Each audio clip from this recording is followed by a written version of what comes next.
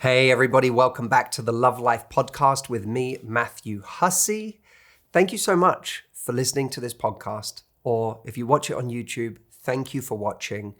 We are really excited about the podcast this year, and I wanted to start by announcing that next month I am injecting fresh life into this podcast along with my team and some names that you know on my team to create something that we believe is going to be really, really exciting for you. I won't say more about it now, but it is in the works. When we have our first air date, I will let you know in advance so you can tune in to that launch of the new version of the Love Life podcast. But it's something that internally we are all really looking forward to, and I can't wait to share it with you. I also am going to be releasing a series of a different kind of episode on the podcast. And you can tell me whether you enjoy it or not. But for the last year and a half, I have been writing a letter to my mailing list every Friday called The 3 Relationships. At the end of 2023, I finished writing my book, Love Life. And I took on the task of, having finished a book, writing a letter to my audience in my private newsletter every single week for the next year, which ended up being equivalent to writing a whole new book. I didn't frame it to myself like that at the time, but that's actually what happened as a result. And actually, some of my favorite pieces of writing came out of spending many hours a week writing these pieces for that audience. If you missed them, by the way, and you want to get on my newsletter, you can do that by going to the3relationships.com. It's free. I send it out every Friday. But some of them had so much work put into them that it felt like I needed to share them with you. And so I want to take the podcast as a vehicle where I can share these pieces of writing with you. And I know that so many of you like to listen to the podcast because you're walking around the house tidying, or you're on your way somewhere walking, or you're in the car driving. Some of you, which is a lovely compliment to me, say that you love listening to them in bed because my voice helps you fall asleep. I think that's a compliment. But, that's beautiful for me. It's kind of like I get to be with you in story time. So whether you see this as story time with Matthew Hussey, or you see it as, a wonderful thing to just listen to and be engrossed in as you walk somewhere, or you just want to watch this on YouTube, I think that this will be something a bit different that a lot of you are going to really enjoy. Today's piece is a piece that I wrote having just done an intimate event in New York for my Love Life members. And there was a moment that happened in the event that gave rise to a whole concept and an insight that I believe can help you, not just in your love life, for many of you who are struggling and feeling challenged by the concept of meeting someone, but also those of you who just have goals this year that you'd like to achieve, but are perhaps struggling to fit in or get to amidst all of your other responsibilities. So this is the dangerous illusion of beginning a new chapter.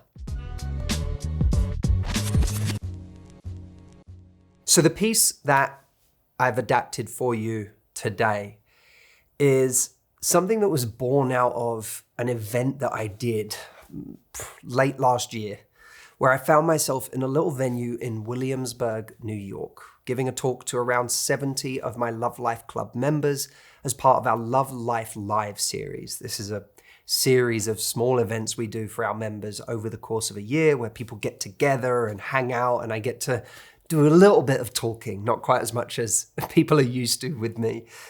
Some of the people that came were locals. Others had ventured into the city from elsewhere. But having managed to snag 2 quick slices of pizza in a Brooklyn pizzeria nearby when in Rome, I took to the stage to answer some questions. I imagine Tony Robbins must have a similar routine of stuffing his face with pizza before he gets on stage.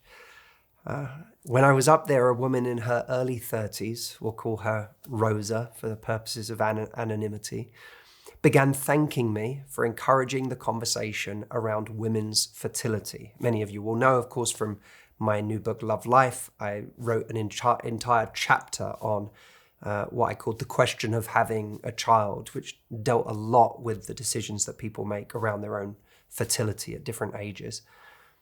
This woman, Rosa, had frozen her eggs as a result of me having those conversations around fertility, and was now planning to get pregnant using a sperm donor so that she could be a mother without having the pressure to find the right partner to do it with. She wasn't against co-parenting in the future, but she felt she could no longer date under the time constraints of biology while attempting to remain the best version of herself in the process. I applauded her bravery and for taking the decisive steps towards doing something that was clearly one of her most important life goals. She then went on to explain her new anxiety, that by taking this path, her dating life would inevitably be postponed for some years, at least 2. She seemed to be looking for some comfort that it wouldn't be too late to pick up dating again once she was through the time that she had bracketed for early parenting. My book publisher from HarperCollins, Karen Rinaldi, who, if you've ever been on one of my live retreats, has been a speaker on my live retreats before. I've known this woman for many, many years since publishing my original book, Get the Guide Together, over 10 years ago now. She happened to be in the audience that night. At the end of the evening, she, Audrey, and I found ourselves in the back of a taxi in search of more pizza, and Karen, a parent of 3 children of her own, couldn't help but revisit Rosa's question. She said, the whole business of not being able to date for the next 2 years because she's having a baby, where did she get that idea? Since when can you not date because you're pregnant? Karen has this wonderful directness that exposes one's private arguments to the harsh light of day in a way that immediately has one attempting to reverse out of them. In this case, she pushed back on this idea that Rosa had an inevitable multi-year void where her dating life would have to pause until further notice. No doubt many will attest to Rosa's logic. Many of you, I'm sure, listening, will cite the improbabilities or impossibilities of caring for a newborn and finding the time to meet up with a stranger in the process. There's also no doubt that for some, this reality is felt far more acutely than others. But how often in life do we make assumptions about what can and can't be done based on an idea we have in our minds about what a time period of our life is going to be like? I know that when I was thinking in earnest about writing my second book, Love Life, I had decided that it would be a time when normal life, whatever that is, would go on pause to allow me to sit in a quiet room and write for a year. This, as you probably already guessed, did not happen. Life turned out to be stubbornly unwilling to simply tuck itself away in another room for 12 months so that I could produce great work. I still showered most days, took the odd jiu-jitsu class, was required to meet with my team every couple of weeks, and made appearances in the lives of my friends and family. The extent to which you agree or disagree with Karen about Rosa's situation doesn't really matter. The point is that it's almost never black and white. Karen saw that this woman had turned the next 2 years of her life into an oversimplified abstraction from her actual life. The perfectly packaged period of time that she was referring to would in fact never exist. It would certainly never be felt in the way that she was referring to it. She wouldn't cease to be a woman who wanted connection during this time. Nor would there be an obvious moment, years from now, when an internal green light would magically turn on, signaling that life had opened up for her to date again. She was entirely capable of finding herself standing in a coffee shop, 3 months pregnant, making eye contact with an attractive stranger. She could still let her circle know that she was open to meeting someone. Life would go on as it always had, only with a new layer of responsibility. Would there be a story for her to tell if she met someone? Absolutely. But isn't there always? The British poet David Whyte once said of his own work as a writer, "Work is achieved not by creating a hermetic space sealed off from the world, but nel mezzo, in the middle of everything." David has come to laugh affectionately at the rules that he had created for himself in the past about the conditions he deemed necessary to write, that he have 2 weeks of uninterrupted time and a week on either side of that to work up to it prior and to decompress afterwards. The truth about our life is that we will always be living it nel mezzo, that is to say, in the middle. In the middle of financial challenges, in the middle of family obligations, relocations, mental health fluctuations, physical changes, and major projects. When will this not be the case? Has it ever not been the case for you? Once we realize this, it frees us up to stop thinking in abstract chapters, each of which must be neatly concluded before another one can begin, and to get on with the messy, multifaceted, and ongoing conversation that is calling for our attention. The process of actually living. It's like Meryl Streep as Miranda Priestley in The Devil Wears Prada. Now, I don't know this film well, so please don't start quoting me on this. But what I do know is that she is a powerful CEO who walks through her offices in stereotypical fashion, constantly being pounced on by people needing to let her know about some meeting she has to attend or requiring her to sign off on a design for the cover of the magazine. Her life appears utterly unrelatable until we take a closer look. Because when we do, we'll see the relentless nature of our own lives. You are the CEO whose time and energy are being called for in myriad ways every hour of every day. Whether it's to decide on a gift for a loved one, RSVP to an invitation, wrap up a piece of work before a vacation, take a shower, find time to work out, pay the electricity bill. Will there be times when certain priorities, like giving birth in Rosa's case, are the headline? Yes, but beware the tempting but entirely theoretical exercise of hermetically sealing off portions of your life in ways that bear no resemblance to the manner in which they will actually unfold, with or without your permission. Date, work out, meet up with a friend for coffee, start the creative project you keep putting off. Give yourself permission to layer in the parts of your life you told yourself wouldn't be possible. And on the days or weeks when they're simply not possible, give yourself permission to be okay with that too. So what about you? What things have you been putting off instead of finding a way to crowbar them into the middle, nel mezzo, as David Whyte puts it?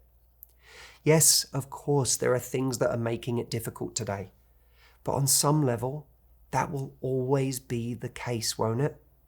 And if that's true, you might as well give yourself permission to start doing a couple of them now. What would be one thing that you would do today if you were no longer telling yourself it was impossible, or were no longer waiting for the perfect amount of time or space to do it?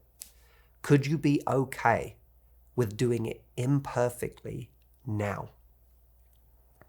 Now, one of the big themes of my year and my coaching this year, as I'm helping many of you out there, because I know Many of you are not just watching me on YouTube, you're taking a much more intimate journey with me in a coaching process.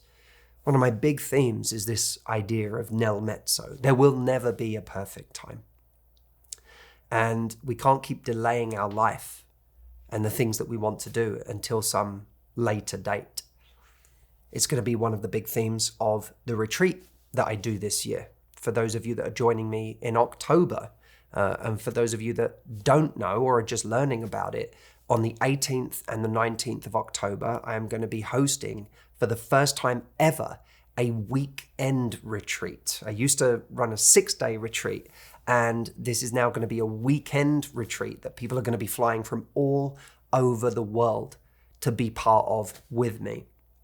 And the reason I mention this is because this retreat is designed from start to finish to be something that actually shows people how to make changes in the midst of a busy life, in the midst of responsibilities. And not just in the middle of a busy life, but in the middle of a complicated self. I think one of the problems with New Year's resolutions, and we're now into February or somehow already, is mind-blowing that we're here already. I don't know about you, but for me, January just did this. I was on vacation for the first week. I came back into the LA fires and then got sick for the last week of January. And so my plans for January ended up being very, very different in reality than the ones I had in my mind. And that's probably true whether you live in LA or not, or you got sick. I'm sure on some level that's true for you too. You had this idea of what January was going to be like, and then it just disintegrated before your eyes as quickly as it arrived.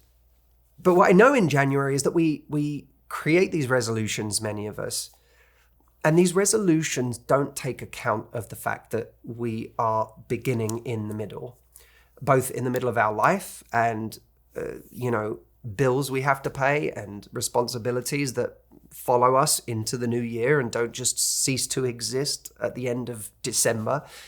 But we also begin in the middle of ourselves, our personality that comes with us into the new year, and importantly, our wiring that comes with us into the new year.